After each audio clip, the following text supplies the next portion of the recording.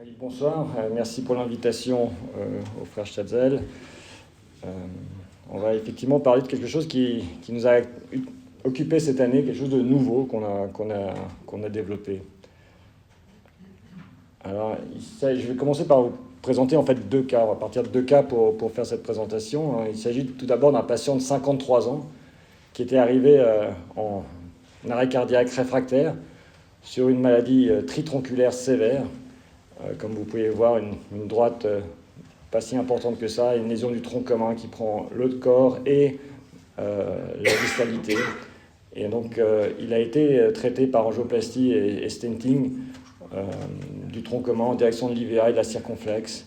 Il y a aussi la bissectrice qui a été traitée. Tout ça a été fait sous support avec une Impella et une ECMO parce qu'il était hémodynamiquement très instable.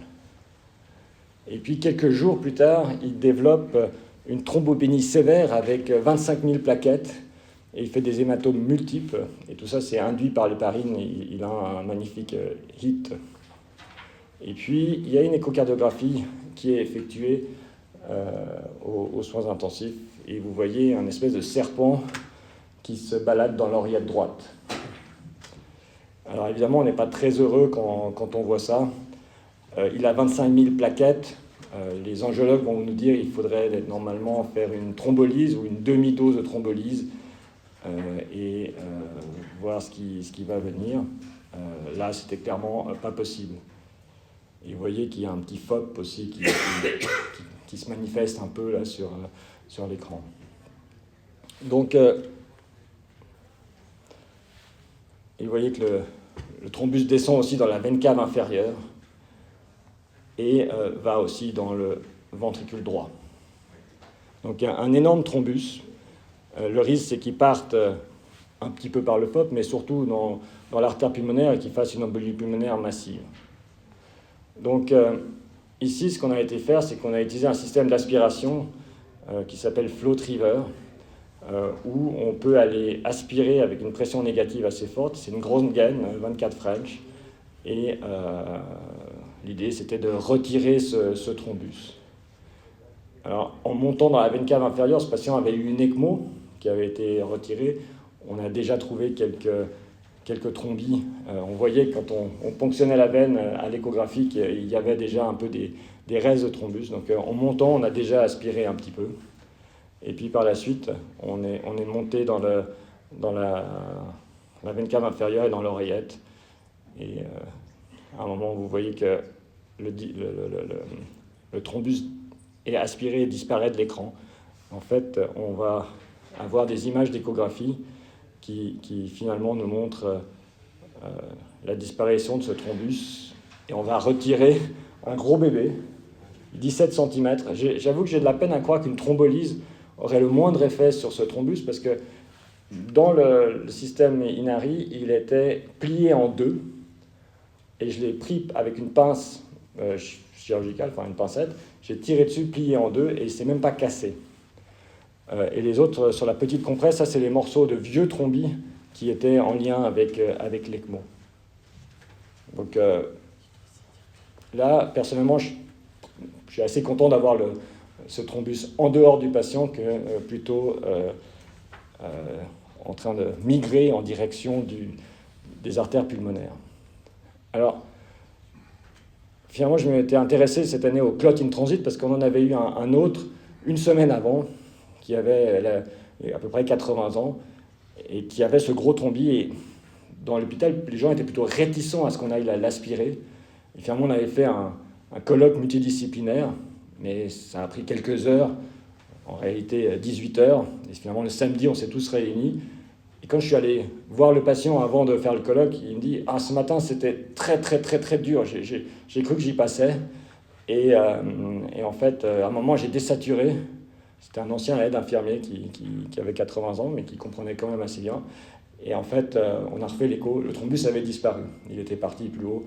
Et là, finalement, il n'y a pas de données qui dit qu'on doit aller chercher dans l'embolie pulmonaire, même si des centres le font régulièrement.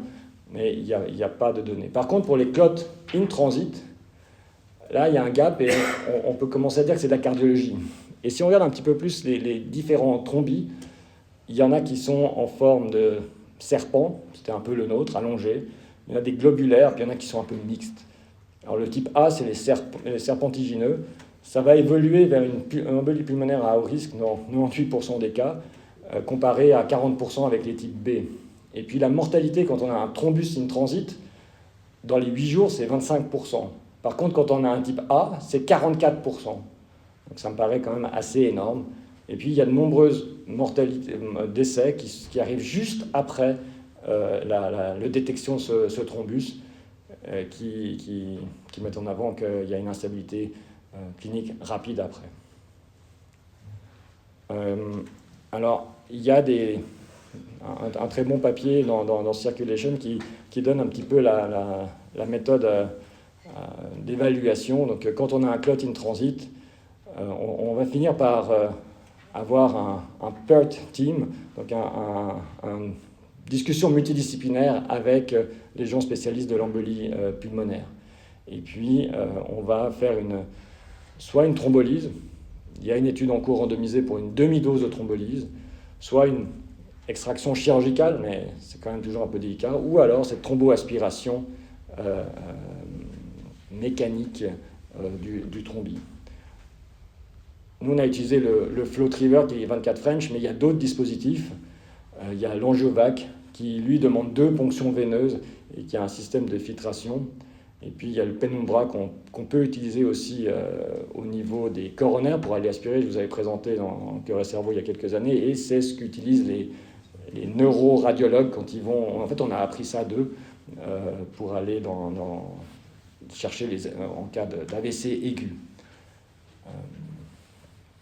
Il y a un bon papier qu'avait l'auteur senior, c'était Frédéric Glauser, dans la revue médicale suisse, pour la thrombectomie mécanique dans l'embolie pulmonaire.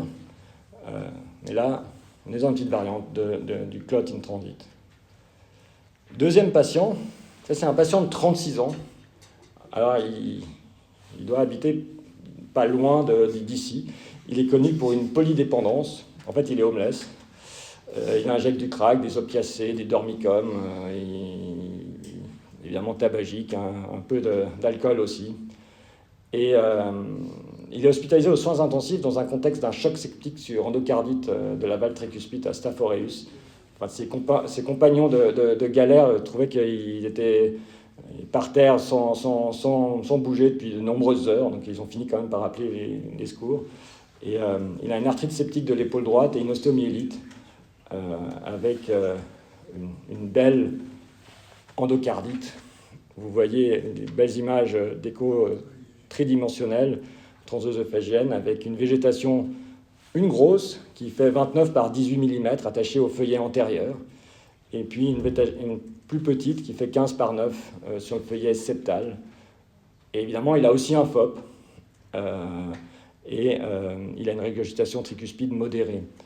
Alors, finalement, ce patient avait dû être intubé en pression positive, ça ouvrait le FOP. Donc tout le monde était un petit peu tendu qu'il embolise à travers le FOP. Je rassure les neurologues, on n'a pas été fermer le FOP parce qu'on est dans un contexte infectieux, mais on a été faire autre chose, basé sur ce qu'on voit on avait vu dans la littérature quelques case reports où on a été aspiré de manière percutanée ces végétations avec soit l'Angiovac, soit le système Inari. Comme je l'ai dit, l'avantage du FlowTriever qui est de Inari, c'est qu'on a l'utilisation d'un seul abord veineux au lieu de 2, qu'on a une forte puissance d'aspiration. Si on se met contre la paroi du cœur, on voit qu'on aspire le cœur. Il ne faut pas se tromper d'endroit. Et ça réduit aussi les pertes sanguines et la dissémination de microfragments, d'avoir cette bonne aspiration et puis de ne pas devoir passer dans un circuit. Donc, l'expérience qu'on a avec la valve tricuspide pour les traitements percutanés nous a permis, tant aux échographistes qu'à nous, de mieux manipuler et mieux imager la situation. Et vous voyez, le cathéter, on a réussi à le mettre juste en dessus. Et là, vous voyez qu'il est aspiré sur l'image de droite. Et donc, on a fait ça effectivement en anesthésie générale avec guidance par ETO. Et comme il y avait un FOP, on avait mis un fil de protection cérébrale. Et à la fin, on n'a plus la grosse végétation. Là, vous la voyez sur la compresse. Alors, c'est moins impressionnant que celui d'avant. On l'a envoyé en pathologie et ça a rapporté qu'il y avait un enduit fibrino-leucocytaire avec des amas de bactéries, des cocci. Et puis, il nous disait de corréler avec la microbiologie qui avait montré un staphylocoque. Mais par contre, on n'avait pas arraché de tissu valvulaire. Et ça, c'était donc le résultat final. Il y a une fuite qui était modérée avant, qui est probablement un peu plus que modérée après, mais les chirurgiens étaient bien contents de ne pas avoir dû opérer ce patient avec un risque de récidive relativement élevé. Donc, il y a un papier dans la cardiologie interventionnelle là, qui donne une application pour cette aspiration de végétation chez les toxicomanes, chez les patients qui ont un sepsis persistant malgré des antibiotiques adéquats, ceux qui ont des embolies septiques récurrentes malgré les antibiotiques, ceux qui ont des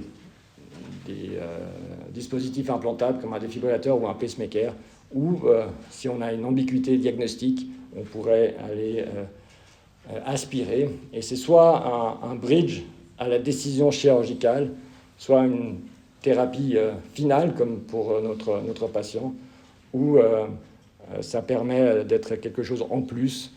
Quand, par exemple, il y a des sondes de pacemaker, on peut aller aspirer dessus. Donc, ce que je voulais vous montrer ce soir, c'est qu'on avait des nouvelles options pour des cas un peu exotiques, mais c'est toujours intéressant de les partager, pour aspirer ces thrombus en transit et des végétations. On peut aussi le faire s'il y a des végétations sur les sondes de pacemaker. Évidemment, il faut une discussion multidisciplinaire, et nos soins intensifs sont assez favorables à ce genre d'approche. Et c'est des procédures qui sont techniquement relativement abordables, surtout pour le gros thrombus en transit. Mais le risque, c'est finalement un risque de migration dans la circulation pulmonaire. Alors on peut toujours monter dans la circulation pulmonaire et aller aussi l'aspirer. Voilà ce que je voulais vous présenter ce soir.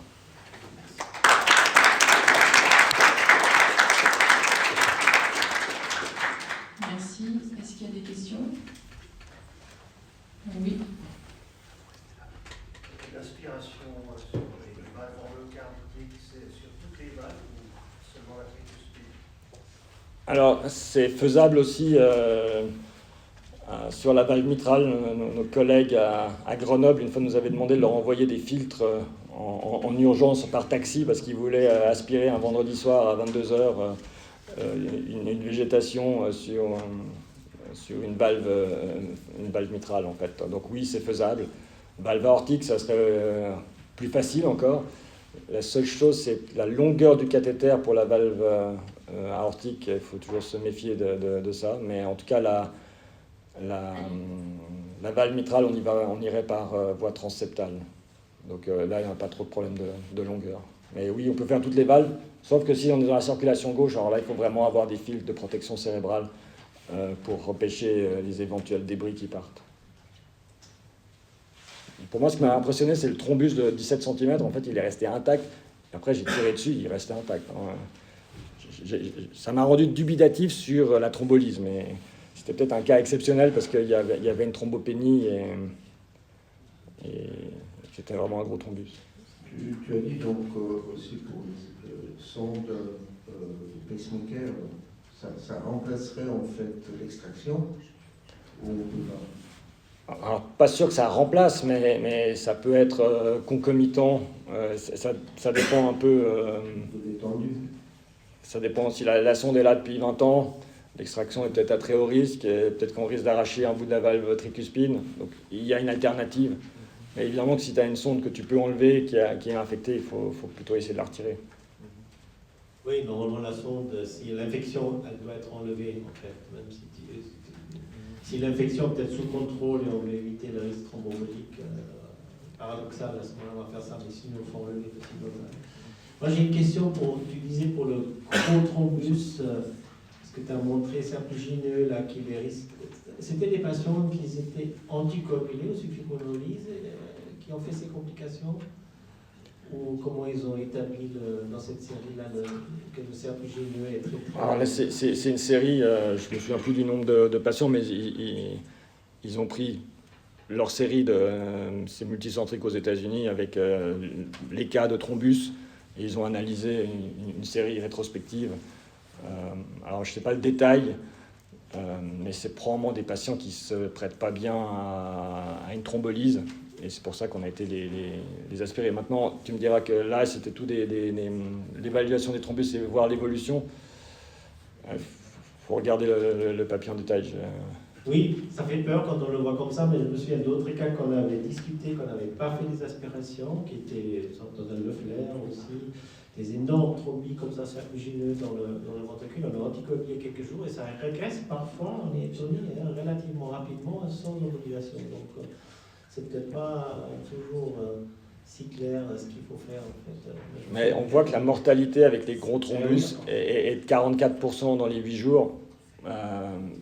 Honnêtement, l'aspiration de la végétation, c'est assez difficile. L'aspiration du thrombus qui est dans l'oreillette droite, il suffit de monter dans la veine cave, le truc, il aspire, ça nous a pris 5 minutes. Donc ça, c'était assez simple. Et après, je pense que c'est à peu près imprédictible qu'est-ce qui va emboliser ou pas. Je me souviens d'un autre cas dans le ventricule gauche, un énorme thrombus qu'on avait décidé finalement d'opérer. Et puis le lendemain matin, en salle d'opération, où il commençait l'intervention, il n'était plus là. Oui. Le patient, il n'avait pas embolisé du tout cliniquement. Donc on a même fait des séquelles. On a fait un scan partout, on n'a pas vu étaler. Donc probablement, il a été résolu très très vite. Donc des fois, c'est quand même étonnant. Mais c'est pour ça que dans l'algorithme, la première chose qui est dite, c'est d'observer. Mais si le patient se dégrade, il faut pouvoir y aller. Chez ce patient-là, il n'y avait pas d'alternative. Avec 25 000 plaquettes, tu peux pas le thromboliser.